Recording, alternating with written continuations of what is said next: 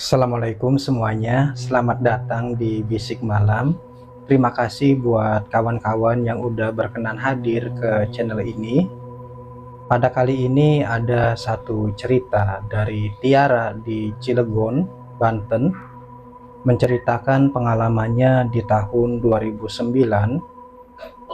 Sebelumnya kita tarik mundur ke tahun 2007. Pada waktu itu Tiara berstatus sebagai seorang mahasiswi di salah satu perguruan swasta. Nah, ketika Tiara lagi belajar, Tiara dapat kabar dari pihak rumah sakit kalau ibunya ini mengalami kecelakaan. Oh maaf, dari pihak kepolisian kalau ibunya ini mengalami kecelakaan dan pada akhirnya ibunya meninggal dunia. Tentu aja Tiara yang ngerasa ini berat banget ditinggal sama orang yang dia sayangi, ibunya sendiri. Jadi Tiara ngerasa hidup ini ya nggak akan sama lagi tanpa adanya ibu. Apalagi ibu meninggalnya ya nggak sakit lagi kan, meninggal karena kecelakaan. Dan beberapa bulan setelah ibu meninggal, disusul dengan kakaknya Tiara yang juga ikut meninggal gara-gara overdosis konsumsi obat, meninggal di kamar yang sekarang kamar itu ditempati sama Tiara sendiri. Jadi ya udahlah, ditinggal sama ibu, ditinggal lagi sama kakaknya, dan beberapa bulan kemudian lagi disusul sama bapaknya Tiara. Bapak juga ikut meninggal karena memang ya sebelumnya bapak udah sakit-sakitan, terus bapak meninggal dalam kondisi badannya kurus, rambutnya udah putih semua. Intinya di tahun 2007 Tiara ini ditinggal sekaligus sama 3 orang terdekatnya. Jadi Tiara sebatang kara, nggak punya keluarga lagi kecuali saudara-saudara gitu ya. Saudara-saudaranya masih ada, cuman keluarga inti ini udah pada meninggal, udah ninggalin Tiara. Nah di situ ya Tiara sendiri ya sempet ngalamin yang namanya depresi, yang namanya kuliah ini udah nggak diurusin lagi sama Tiara, udah ditinggal gitu aja. Tiara depresi. Beberapa kali Tiara sempet berusaha buat mengakhiri hidupnya, cuman alhamdulillahnya waktu itu ya masih bisa digagalin sama saudara-saudaranya. Nah kejadian ini terus berulang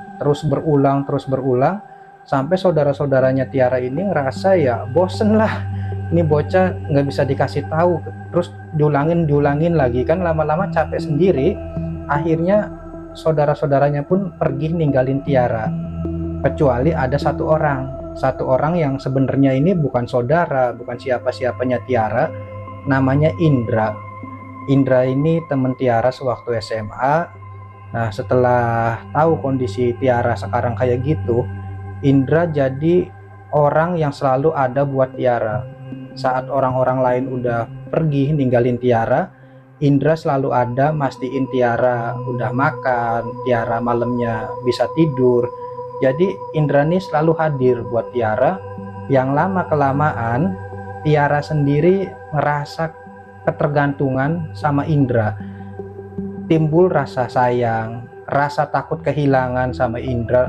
Sempet berpikir di benaknya Tiara, gimana kalau seandainya Indra juga pergi ninggalin dia. Itu kan artinya ya sakitnya yang udah mulai sembuh ini bisa kumat lagi. Nah dari situ Tiara tuh sempat punya pikiran, gimana kalau seandainya daripada Indra pergi ninggalin aku, gimana kalau aku bunuh aja Indra ini. Jadi nanti ya nggak ada lagi yang ninggalin aku. Indra itu ya perginya bukan karena ninggalin aku, mikirnya tuh gitu. Cuman Indra kan udah tahu gimana cara nanganin Tiara, cara ngehandle Tiara. Jadi ya selalu dinasehati sama Indra, suruh berpikir positif, jangan terlalu banyak pikiran, ya abaikan semua. Tiara sendiri pun ngerasa pikiran-pikiran kayak gitu, pikiran-pikiran negatifnya dia ini datang sewaktu dia dalam kondisi stres. Kalau lagi dalam kondisi normal ya alhamdulillah ya pikirannya normal, seneng sama Indra. Nah, sejak saat itu yang namanya kematian buat Tiara itu bukan satu ketakutan, tapi satu obsesi, satu rasa penasaran. Jadi gimana rasanya kalau seandainya kita itu meninggal dunia? Apakah kita ini akan ketemu sama keluarga kita yang udah mendahului kita gitu?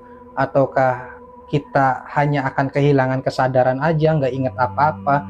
Jadi rasa penasaran, terus ya obsesi karena keluarganya udah meninggal semua, ya terus menghantui benaknya Tiara. Di situ Tiara mulai rajin searching di internet, nyari referensi, nyari cerita-cerita, atau istilahnya itu nyari pengalaman-pengalaman orang tentang kematian. Nah, di situ kan Tiara baca, ternyata ada beberapa orang yang udah dinyatakan mati bisa hidup lagi. Istilahnya itu mati suri. Nah, beberapa orang tuh pernah ngalamin mati suri dari artikel-artikel yang Tiara baca ini. Ada yang ngomong kalau mati suri itu apa yang dia rasain, jadi seolah-olah jalan di lorong yang panjang warnanya putih. Lorong ini kayaknya nggak ada ujungnya, lorong yang tak berujung, nggak ada ujungnya, jalan, sementara di sisi lorong ini ada cahaya kayak lampu. Nah, dia itu terus berjalan, semakin dia jauh jalan, cahaya lampunya semakin terang, sampai akhirnya silau, dan akhirnya si orang yang dinyatakan mati ini hidup kembali. Nah, istilahnya itu tadi mati suri. Ada juga yang bilang kalau mati suri itu ya nggak inget apa-apa, nggak ngalamin apa-apa, cuman kayak kita tidur, hilang kesadaran, terus tiba-tiba kebangun. Jadi ada banyak versi tentang mati suri. Ini bikin Tiara ya makin penasaran, bukan cuman versi dari dalam negeri, dari luar negeri juga ya dibaca sama Tiara nih versinya. Oh begini. Lama-lama dia nih terobsesi dengan kematian, sampai di tahun 2009 itu Tiara nulis bukunya sendiri yang judulnya itu Kematianku. Tiara mulai menulis semua artikel-artikel yang dia baca, dia rangkum, dia masukin di situ, sampai pada satu momen Tiara ngerasa stres. Tiara ini ngerasa apa yang diceritain sama orang-orang tentang mati suri kayaknya nggak bener, kayaknya nih halu lah, aku nggak percaya sama omongan orang ini. Nah, gimana caranya aku nih ya bisa dapat cerita yang valid, informasi yang valid tentang mati suri? Akhirnya Tiara telepon Indra, orang yang selalu ada buat dia itu. Tiara ngomong ke Indra, "Dra, ya kenapa? Aku mau kamu itu mati, tapi jangan sampai mati." "Kenapa aku harus mati?" kata Indra. "Karena aku perlu informasi yang valid tentang kematian, tentang kehidupan setelah kematian. Cuman kamu jangan sampai pergi ninggalin aku." "Kenapa harus aku?" kata Indra kan. "Ya karena kamu satu-satunya orang yang aku percaya. Jadi apa yang kamu omongin aku pasti percaya 100%. Makanya ya aku pengen kamu mati, cuman jangan sampai mati betulan, mati suri aja buat aku." Nah, Indra kan ya udah sangat terbiasa dengan Tiara. Indra pun ngomong, "Ya udah, nanti aku mati buat kamu. Sekarang kamu tidur istirahat yang tenang." "Oh iya," kata Tiara. Akhirnya ya Tiara pun rasanya lega. Pikirannya yang tadi stres ini udah mulai plong lagi, tenang lagi. Tiara pun tidur di atas kasurnya. Nah, kejadian aneh ini sewaktu Tiara tidur. Jadi Tiara ngedenger ada suara kayak orang ngaji, kayak orang tahlil, rame-rame, suaranya itu menggema di satu ruangan itu. La ilaha illallah, la ilaha illallah, kayak gitu suaranya. Tiara yang lagi ketidur kan ya akhirnya ya ini kok suara seolah-olah menggema. Dari awalnya suara itu pelan, makin keras, makin keras, makin keras, sampai akhirnya suara itu seolah-olah mengelilingi Tiara. Nah, Tiara kan membuka mata, ternyata bener, dia itu lagi dikelilingin sama bapak-bapak yang lagi ya, seolah-olah nih lagi tahlil. La ilaha illallah, kayak gitu. Bapak-bapak ini pakai peci, pakai baju koko, pakai sarung, duduk sila, yang ngelilingin Tiara. Tiara sendiri mau ngomong itu nggak bisa ngomong apa-apa, mau gerak juga nggak bisa. Ini kenapa kok badan aku kok kayak diikat kayak gini? Kenapa aku nggak bisa gerakin badan?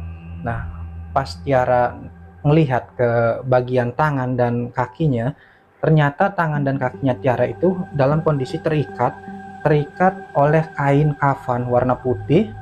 Ya, Tiara ini nggak bisa gerakin badan, cuman bisa ngeliatin ya badan dia itu kaku terbujur, sementara orang-orang di sekelilingnya itu ya terus bacain tahlil itu, la ilaha illallah, la ilaha illallah. Kan jadi ketakutan, aku kok kayak orang mati, kenapa kayak gini, kenapa aku ya harus kayak giniin.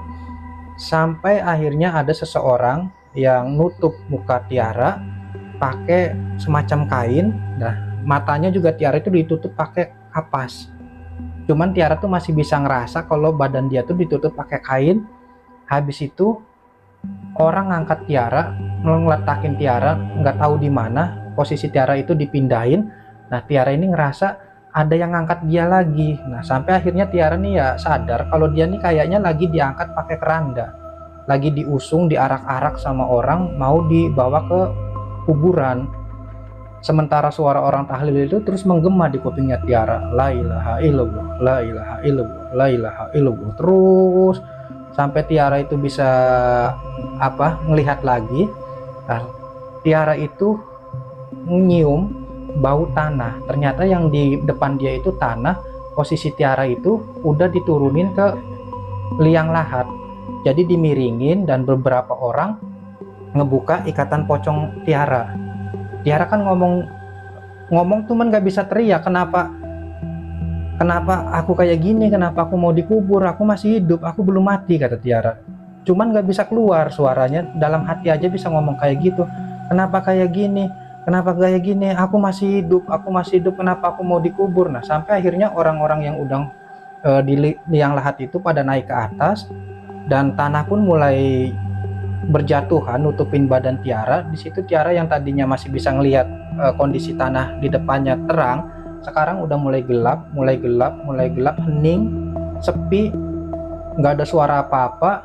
Di situ akhirnya Tiara teriak, dan Tiara itu terbangun, kondisinya lagi ada di ruang rumah sakit, di salah satu rumah sakit. Di dalam ruangan Tiara kebangun, Tiara ya lihat ke kiri ke kanan, di situ nggak ada siapa-siapa. Nah, dari luar masuk ternyata Indra datang ngomong ke Tiara, Tiara udah bangun. Indra, aku aneh, aku ngalamin kejadian aneh. Ya gimana rasanya kamu mati suri, kata Indra tuh gitu. Maksud kamu gimana? Sewaktu kamu tidur, aku sengaja ngiris nadi kamu supaya kamu ya hampir mati, cuman nggak sampai mati. Buru-buru aku bawa kamu ke rumah sakit supaya kamu dapat pertolongan dan nggak jadi mati. Jadi kayak gitu rasanya mati suri, kata Indra. Habis itu Indra pergi ninggalin Tiara. Tiara sendiri ya kebingungan, bengong di situ. Setelah kejadian itu, Indra nggak pernah kelihatan lagi di depan Tiara, nggak tahu kemana. Ceritanya pun sampai situ. Terima kasih buat kawan-kawan yang udah mendengarkan cerita ini. Mudah-mudahan bisa menghibur. Sampai ketemu lagi di episode selanjutnya. Saya Mang Asep, pamit undur diri. Assalamualaikum.